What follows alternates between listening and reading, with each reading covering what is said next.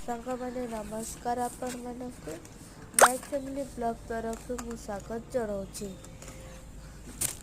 मो बापा एवं कामरू आसी आज तांको अंडा पनीर खावा इच्छा है तो मुई आज भात डाली शाग अंडा पनीर दही बैगण पापड़ तैयारी आज तांको खाया देवी बोले एने खाया तो देची आमर भी इतने बाड़े खरा हो कि आमर सुखाई बड़ी फड़ी सुखाई ठंडा लगुच अधिक घरे बाहर से बसिकी खाऊ मजा भी लगुच बाहर खाया नहीं।